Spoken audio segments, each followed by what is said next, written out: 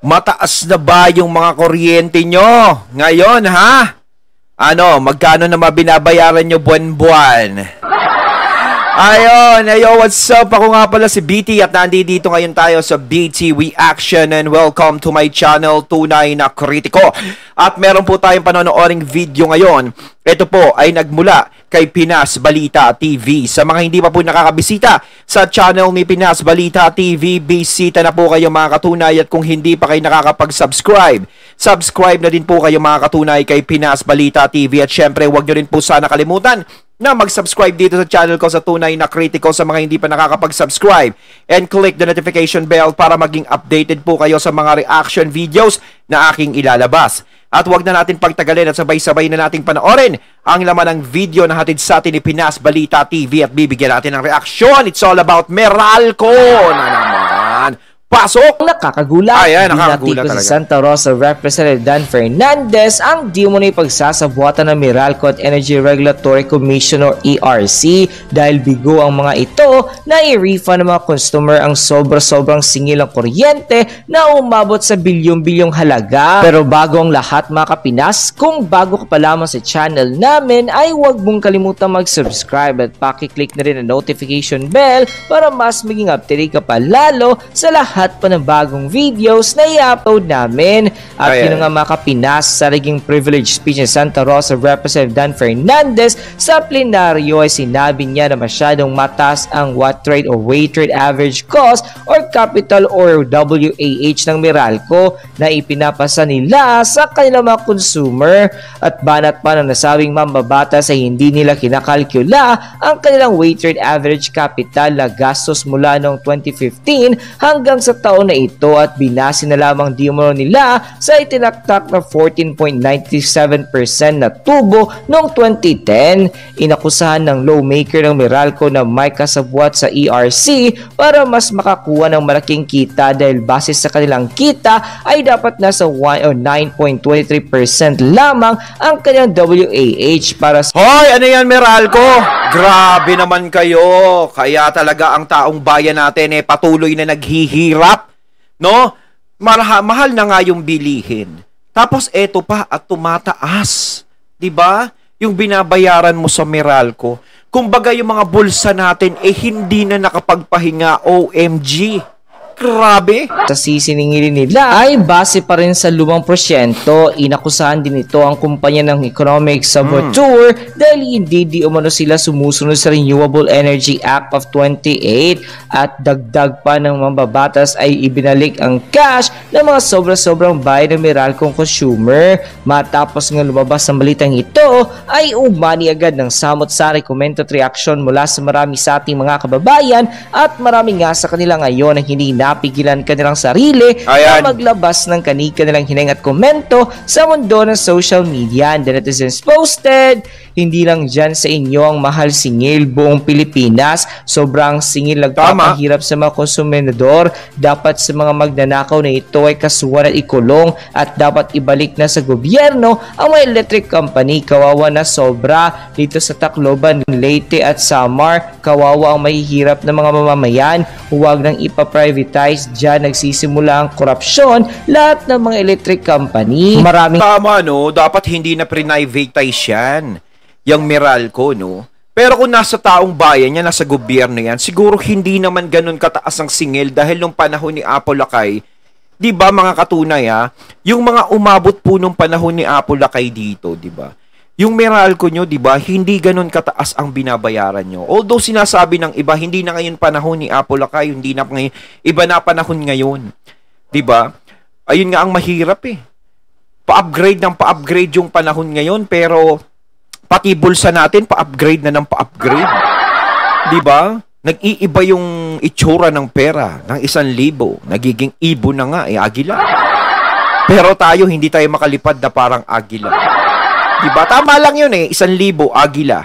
Kapag hawak mo yung agila, bukas lilipad na 1,000.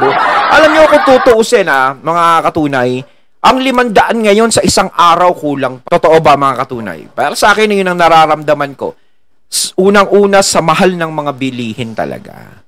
Grabe, bigas mataas, ulam, 'di ba? Tas yung mga pangangailangan pa sa bahay, Yung candy nga ngayon dati nabibili mo 25, 50.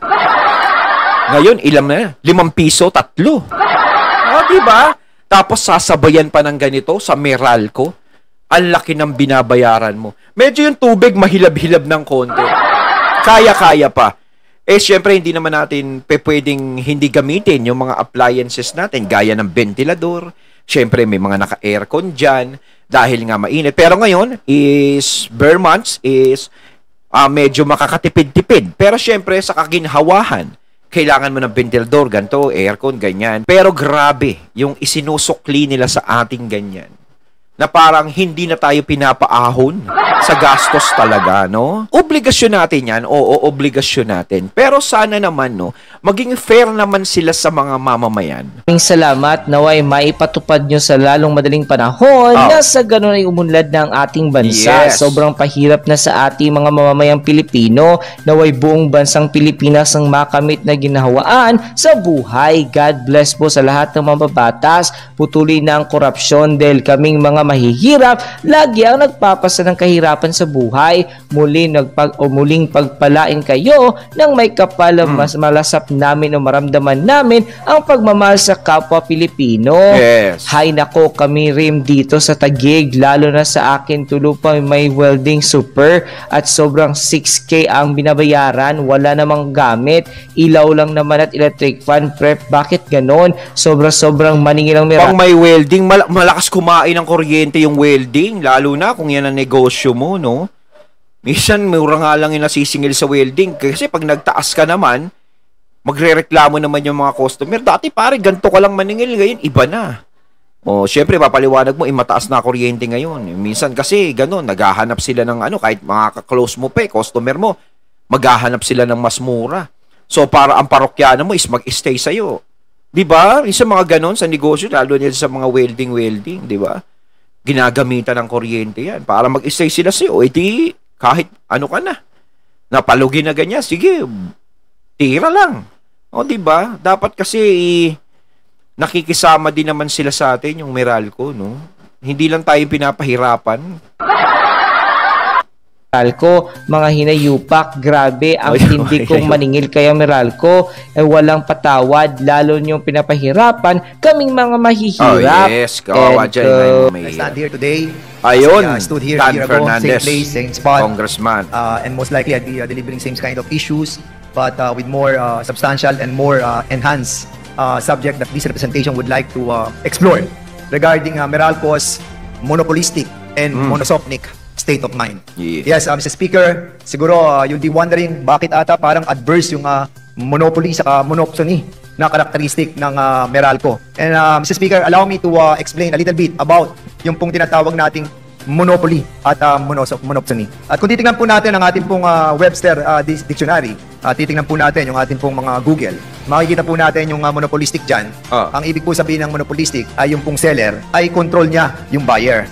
In this case, ang Meralco po, hindi lamang po siya distribution utility, Mr. Speaker. Siya rin po ay buyer ng mga kuryente. Siya po ay kino-consider din po natin siya na nagmamay-ari din ng ating pong mga power generators. As a matter of fact, this is being allowed by Section 45 under Republic Act 9135, yung ating pong tinatawag na EPIRA Law, yung pong cross-section.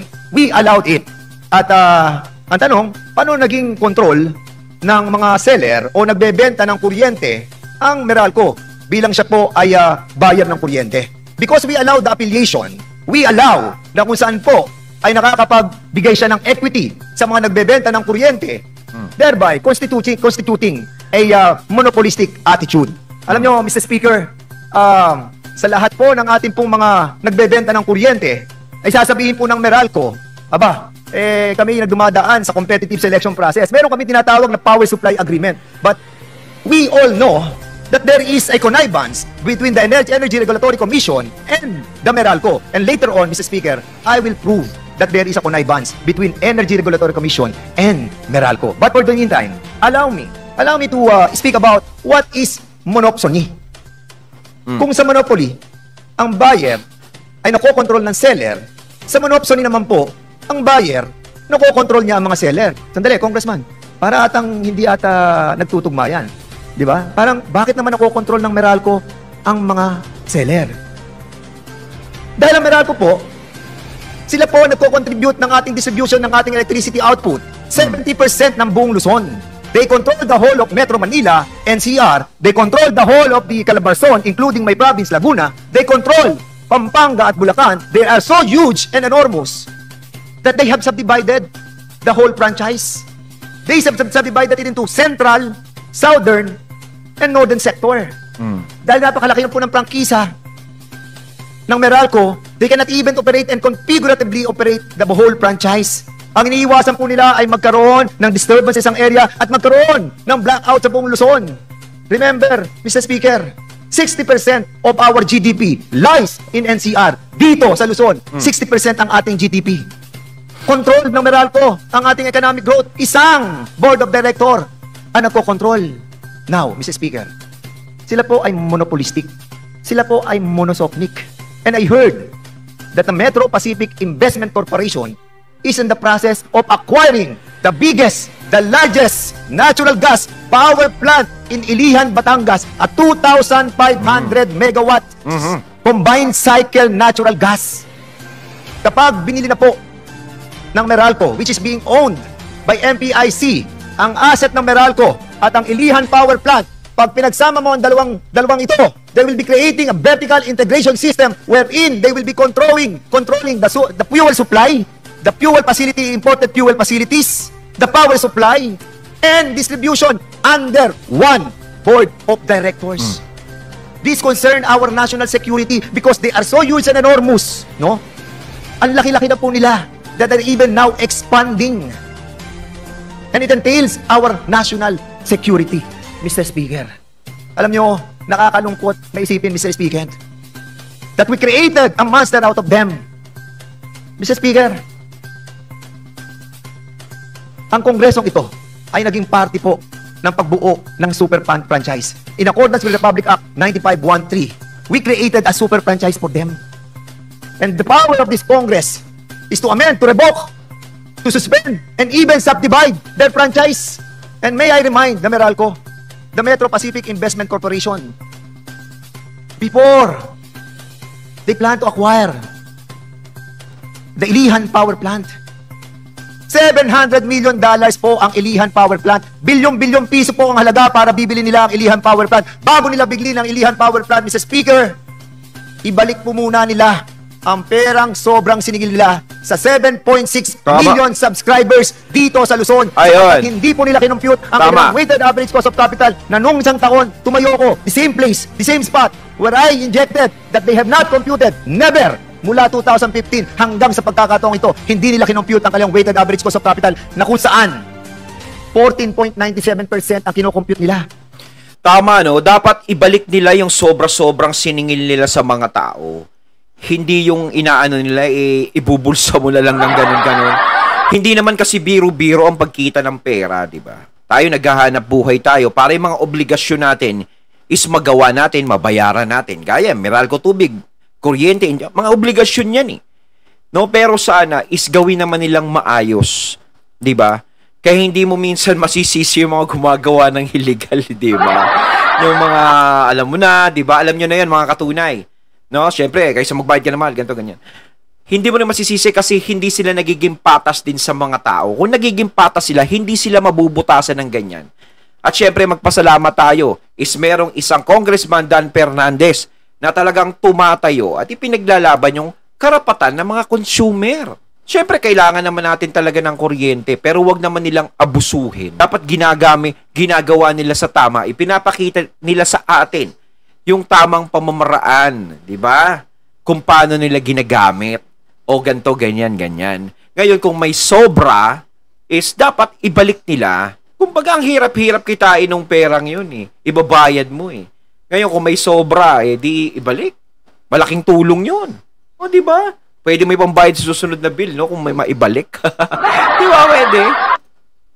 Yun ang percentage ng kanilang profit na pinagbabasihan, na kinompute pa nila noong 2010.